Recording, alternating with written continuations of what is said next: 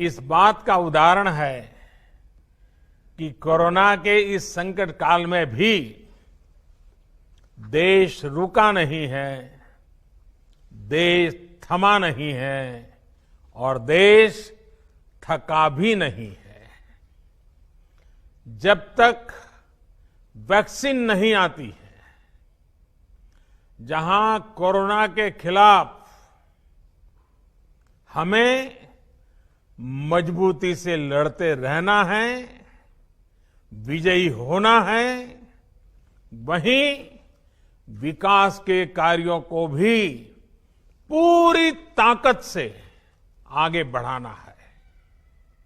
इस बार तो पूर्वी और उत्तर पूर्वी भारत को एक तरह से दोहरी चुनौतियों से निपटना पड़ रहा है। नॉर्थ ईस्ट में फिर इस साल भारी बारिश से काफी नुकसान हो रहा है, अनेक लोगों की मृत्यु हुई है, अनेक लोगों को अपना घर छोड़ना पड़ा है। मैं सभी प्रभावित परिवारों के प्रति संवेदना व्यक्त करता हूं। इस मुश्किल घड़ी में मैं आप सब को विश्वास दिलाता हूं, पूरा देश आपके साथ खड़ा है। भारत सरकार कंधे से कंधा मिलाकर के सभी राज्य सरकारों के साथ जो भी आवश्यकता है, हर प्रकार के काम करने के लिए लगातार प्रयास कर रही है। साथियों, मणिपुर में कोरोना संक्रमण की गति और दायरे को नियंत्रित करने के लिए राज्य सरकार दिन रात जुटी हुई है।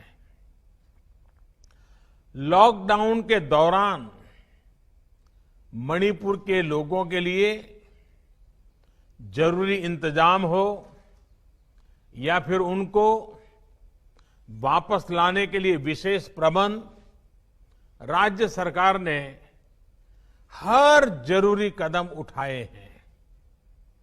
प्रधानमंत्री गरीब कल्याण अन्न योजना के तहत मणिपुर के करीब 25 लाख परिवार,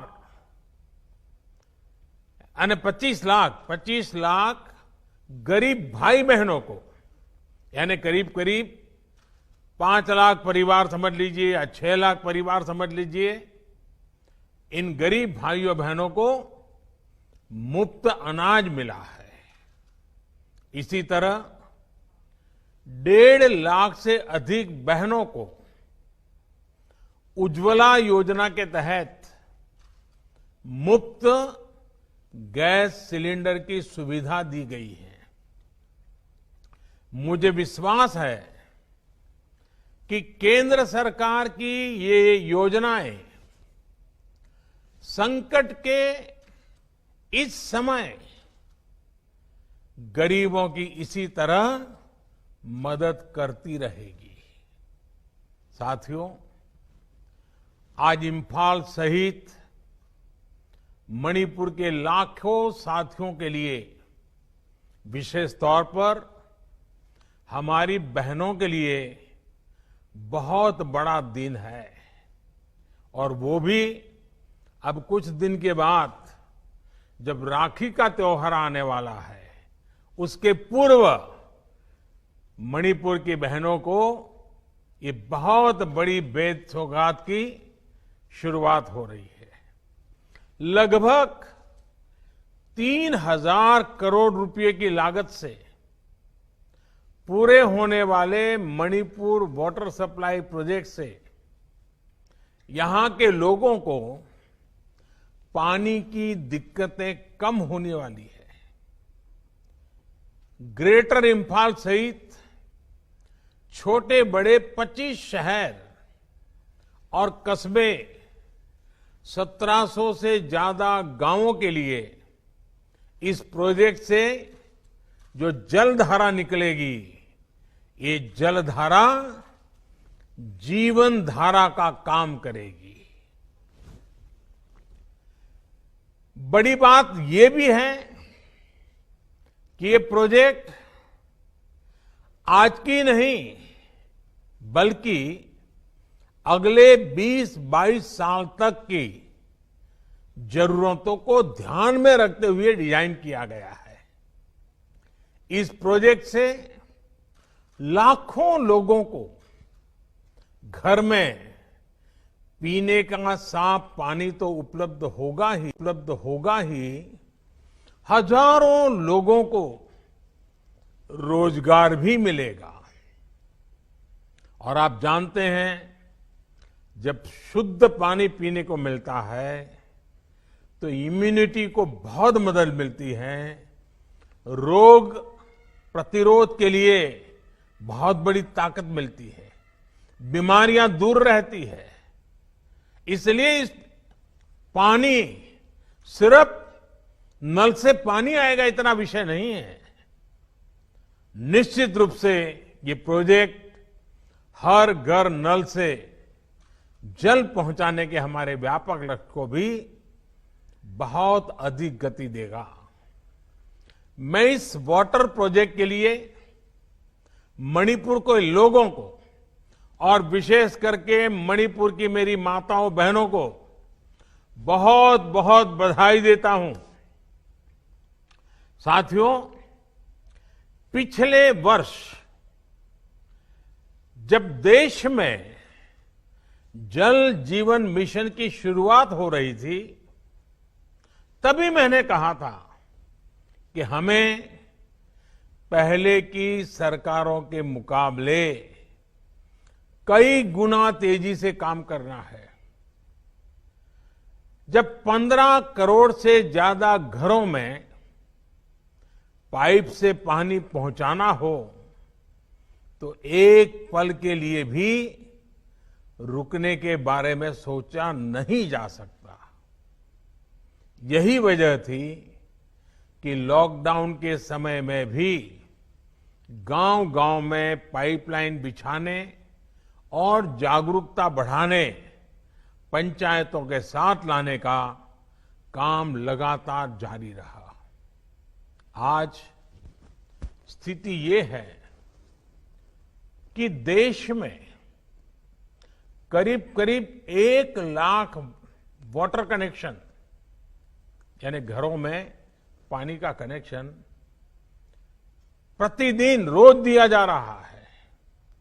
यानी हर रोज 1 लाख माताओं बहनों के जीवन से पानी की इतनी बड़ी चिंता को हम दूर कर रहे हैं। 1 लाख परिवार की माताओं बहनों को उनका जीवन आसान बना रहे हैं। ये तेजी इसलिए भी संभव हो पा रही है क्योंकि जल जीवन मिशन एक जन आंदोलन के रूप में आगे बढ़ रहा है। इसमें गांव के लोग, विशेष करके गांव की बहनें, गांव के जनप्रतिनिधि ही मिलकर के तय कर रहे हैं कि कहां पाइप बिछेगी, कहां पानी का सोर्स बनेगा, कहां टैंक बनेगा, कहां कितना बजट लगेगा। साथियों, सरकार की व्यवस्था में इतना बड़ा डिसेंट्रलाइजेशन, इतनी बड़ी मात्रा में ग्रास रूट लेवल पर एम्पावरमेंट, आप कल्पना सकते हैं कि ये पानी कितनी बड़ी ताकत बन के आ रहा है। साथियों, ईज ऑफ लिविंग, जीवन जीने में आसानी, ईज ऑफ लिविंग, जीवन जीने में आसानी, ये बेहतर जीवन की एक जरूरी पूर्व शर्त है। पैसा कम हो सकता है, ज्यादा हो सकता है, लेकिन ईज ऑफ लिविंग, इस पर सबका हक है। और विशेष करके हमारे हर गरीब भाई बहन, माता बहनें, दलित, पिछड़े, आदिवासी, उनका हक है। इसलिए बीते 6 वर्षों में भारत में ईज ऑफ लिविंग का भी एक बहुत बड़ा आंदोलन चल रहा है। भारत अपने नागरिकों को जीवन की हर जरूरी सुविधा देने का प्रयास कर रहा है। बीते 6 साल में हर स्तर पर, हर क्षेत्र में वो कदम उठाए गए हैं जो गरीब को, सामान्य जन को आगे बढ़ाने के लिए प्रोत्साहित कर सके। आज मणिपुर सहित पूरा भारत खुले में शौच से मुक्त होने की घोषणा कर चुका है। आज भारत के हर गांव तक बिजली का कनेक्शन पहुंच चुका है। करीब करीब हर परिवार बिजली से कनेक्टेड है। आज एलपीजी गैस गरीब से गरीब के किचन तक पहुंच चुकी है। हर गांव को अच्छी सड़क से जोड़ा जा रहा है। हर गरीब बेघर को रहने के लिए अच्छे घर उपलब्ध कराए जा रहे हैं। एक बड़ी कमी रहती थी साफ पानी की, तो उसका पूरा करने के लिए भी मिशन मोड पर जल पहुंचाने का काम चल रहा है। साथियों, बेहतर जीवन का,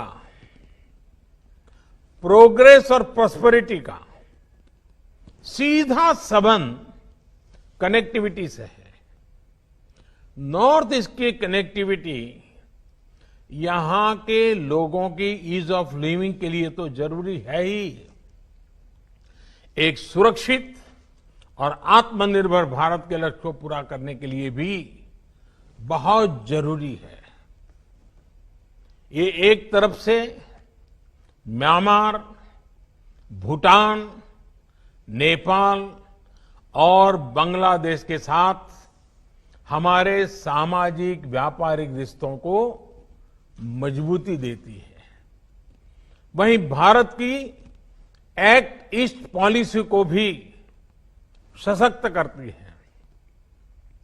हमारा ये नॉर्थ ईस्ट एक प्रकार से पूर्वी एशिया के साथ हमारे प्राचीन सांस्कृतिक रिश्तों को और भविष्य के ट्रेड, ट्रैवल और टूरिज्म, उन रिश्तों का गेटवे है। इसी सोच के साथ मणिपुर सहित पूरे नॉर्थ ईस्ट में कनेक्टिविटी से जुड़े इंफ्रास्ट्रक्चर पर निरंतर बल दिया जा रहा है। रोडवेज, हाईवेज, एयरवेज, वाटरवेज और आईवेज, इसके साथ साथ गैस ग्रिड, गैस पाइपलाइन का भी आधुनिक इंफ्रास्ट्रक्चर, ऑप्टिकल फाइबर का नेटवर्क का इंफ्रास्ट्रक्चर, पावर ग्रिड की व्यवस्था, ऐसे कनेक काम नॉर्थ ईस्ट में एक प्रकार से इंफ्रास्ट्रक्चर का जाल बिछाया जा रहा है। बीते 6 साल में पूरे नॉर्थ ईस्ट के इंफ्रास्ट्रक्चर पर हजारों करोड़ रुपए का निवेश किया गया है। कोशिश ये है कि नॉर्थ ईस्ट के राज्यों की राजधानियों को 4 लेन, डिस्ट्रिक्ट हेडक्वार्टर्स को 2 लेन और गांवों को ऑल वेदर रोड से जोड़ा जाए।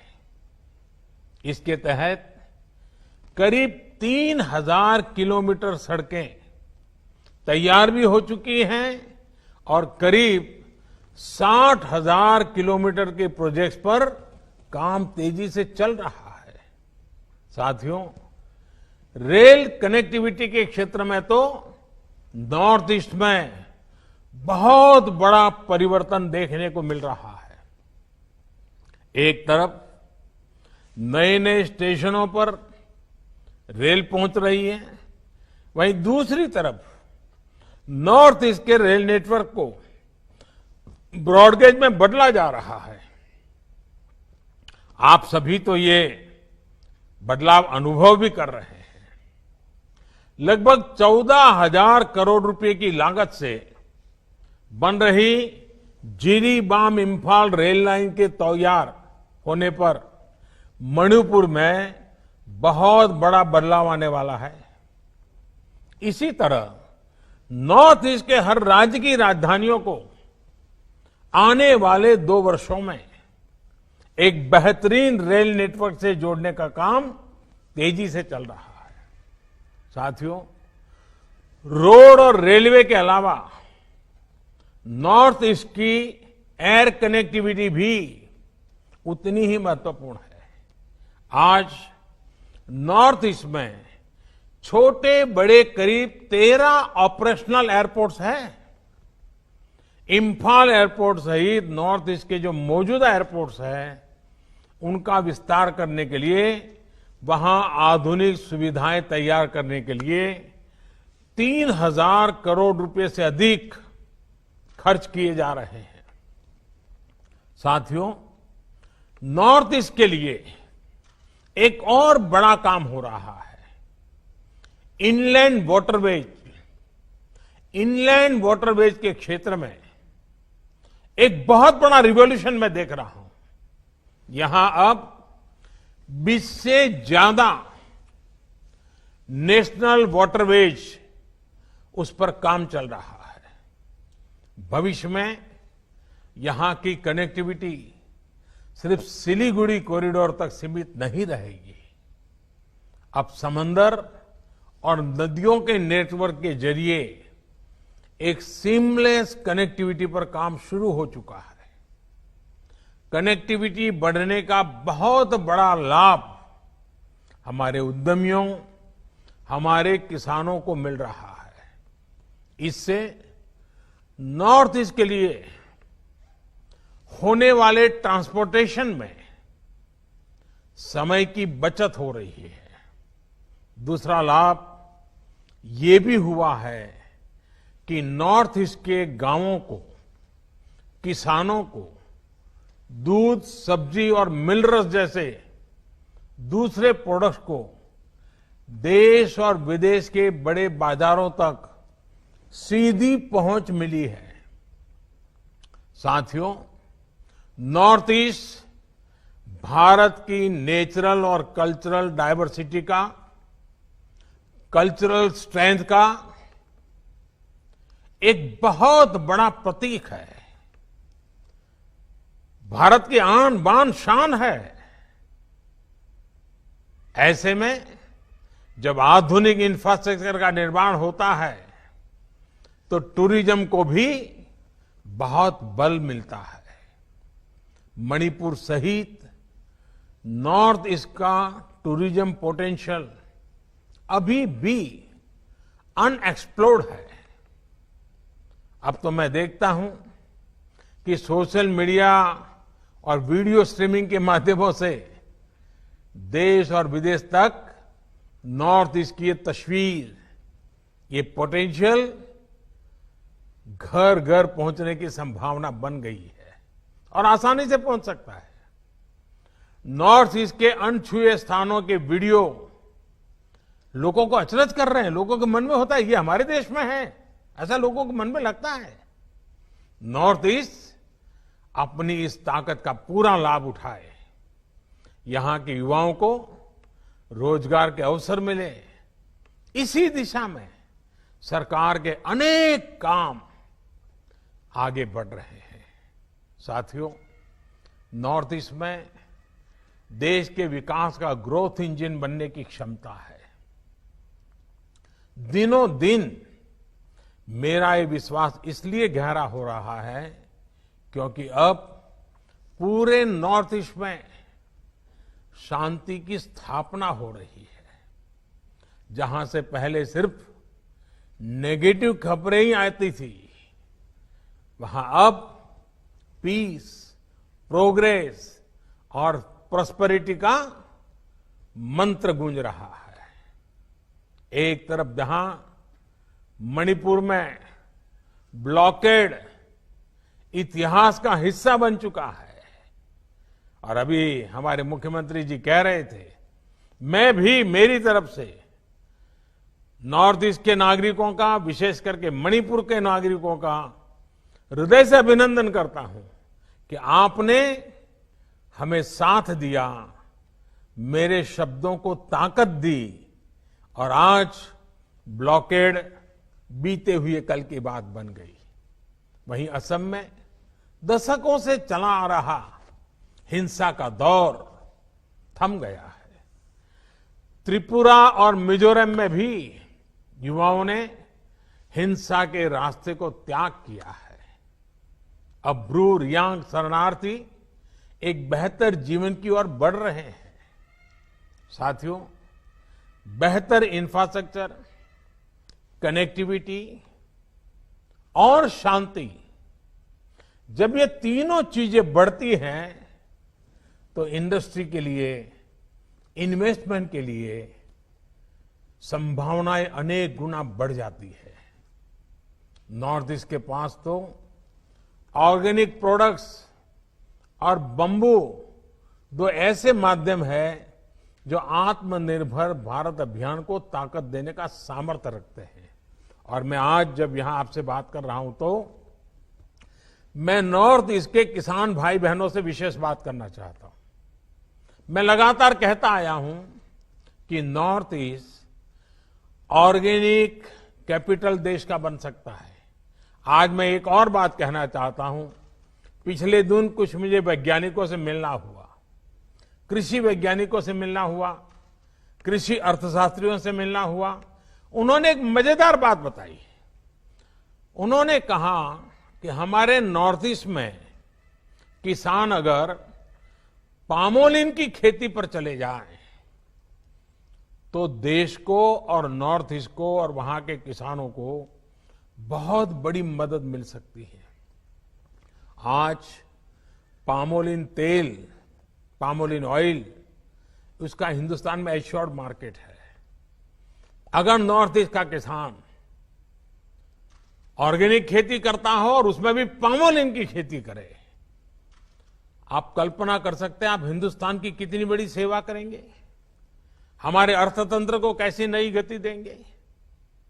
मैं यहां की सभी राज्य सरकारों से भी आग्रह करूंगा कि वे अपने अपने राज्य में पामोलिन मिशन की रचना करें, किसानों को शिक्षित करें, प्रेरित करें, और भविष्य में इसमें किसानों को हमें कोई मदद करने की जरूरत होगी, उस पर भी बैठ करके कोई योजना बना सकते हैं, कुछ सोच सकते हैं हम। और इसलिए मैं आज जब नॉर्थ ईस्ट के भाइयों बहनों से और खास करके मणिपुर के भाइयों बहनों से करता हूं, नॉर्थ ईस्ट के मेरे प्यारे भाई बहनों तो हमेशा ही लोकल के लिए वोकल रहे हैं, और सिर्फ वोकल ऐसा नहीं, नॉर्थ ईस्ट की एक विशेषता है, उनको लोकल के लिए गर्व होता है।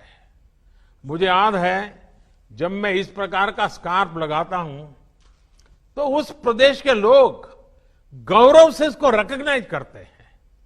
अपनी चीजों का इतना गर्व होना, ये बहुत बड़ी बात है। और इसलिए नॉर्थ ईस्ट को ये समझाना कि लोकल के लिए वोकल बनो, शायद मुझे लगता है कि मुझे नहीं करना चाहिए, क्योंकि आप तो उससे भी 4 कदम आगे हैं। आप तो लोकल के प्रति बहुत ही गौरव करने वाले लोग हो। आप अभिमान फील करते हो, हाँ ये हमारा है, और यही तो ताकत होती है। और जो प्रोडक्ट्स नॉर्थ ईस्ट में होते थे उनमें से अधिकांश वैल्यू एडिशन, प्रमोशन और मार्केट एक्सेस से कभी कभी वंचित रह जाते थे, लोगों को पता भी नहीं था। अब आत्मनिर्भर भारत अभियान के तहत लोकल प्रोडक्ट्स में वैल्यू एडिशन और उसकी मार्केटिंग के लिए क्लस्टर विकसित किए जा रहे हैं। इन क्लस्टर्स में एग्रो स्टार्टअप्स और दूसरी इंडस्ट्री को हर सुविधाएं दी जाएगी। ऐसे में नॉर्थ ईस्ट के ऑर्गेनिक प्रोडक्ट्स को देश और विदेश के मार्केट तक पहुंचाने के लिए हर जरूरी सुविधा नजदीक से ही मिलने वाली है।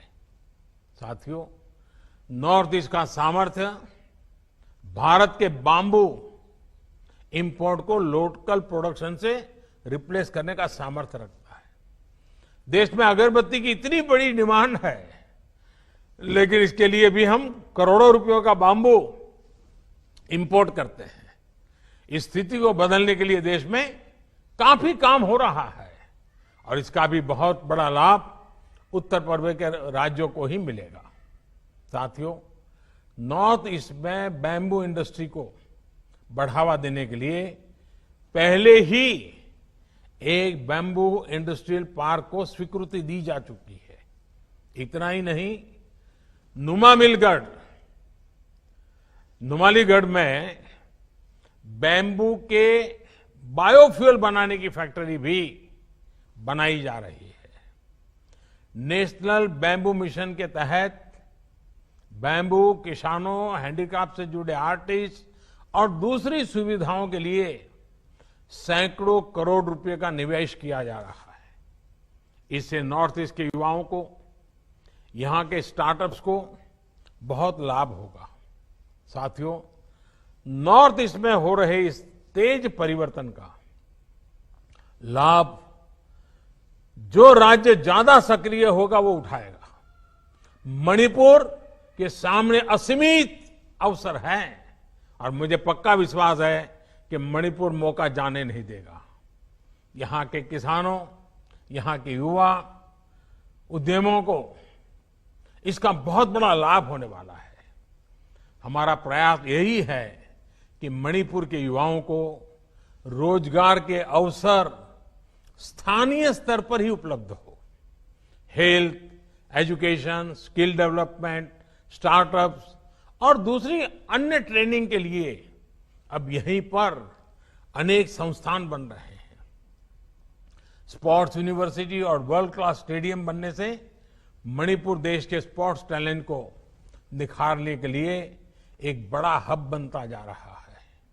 यही नहीं, देश के दूसरे हिस्सों में भी मणिपुर सहित नॉर्थ ईस्ट के सभी युवाओं को आज हॉस्टल समेत बेहतर सुविधाएं उपलब्ध कराई जा रही हैं। विकास और विश्वास के इस रास्ते को हमें और मजबूत करते रहना है।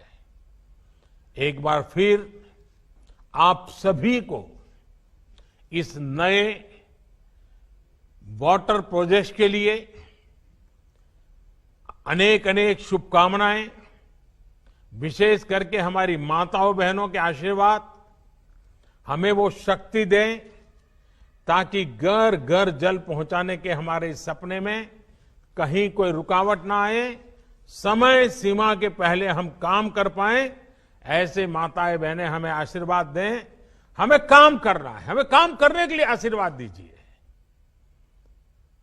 आपके आशीर्वाद बहुत बड़ी ताकत होती है। और रक्षाबंधन का पर्व सामने है तो मैं आग्रह से आपके आशीर्वाद की कामना करता रहता हूं। आप सभी अपना ध्यान रखिए। स्वच्छता को लेकर तो वैसे भी नॉर्थ ईस्ट हमेशा से बहुत गंभीर रहा है, सतर्क रहा है, देश के लिए एक मॉडल के रूप काम कर रहा है। लेकिन आज जब हम कोरोना से लड़ाई लड़ रहे हैं तब 2 गज की दूरी, चेहरे पर मास्क और हैंड सैनिटाइजेशन, उसी प्रकार से कहीं बाहर थूकना नहीं, गंदगी करना नहीं, इन सारी बाबतों का ध्यान रखना है। आज कोरोना से लड़ाई लड़ने के लिए सबसे ताकतवर हथियार यही है। यही हमें कोरोना से लड़ाई में मदद करते रहेंगे। मैं फिर एक बार आप सबके बीच आने का मौका मिला। एक बहुत स्वप्न लेकर के इस योजना को शुरुआत कर रहे हैं। मणिपुर देश को दिशा दिखाएगा, इस पूरे विश्वास के साथ आपको बहुत बहुत शुभकामनाएं, बहुत बहुत धन्यवाद। धन्यवाद माननीय प्रधानमंत्री महोदय। हम महामहिम राज्यपाल महोदया, माननीय मुख्यमंत्री, माननीय केंद्रीय मंत्री जल शक्ति एवं माननीय केंद्रीय राज्य मंत्री उत्तर पूर्वी विकास क्षेत्र के आभारी हैं। साथ ही समस्त माननीय मंत्रीगण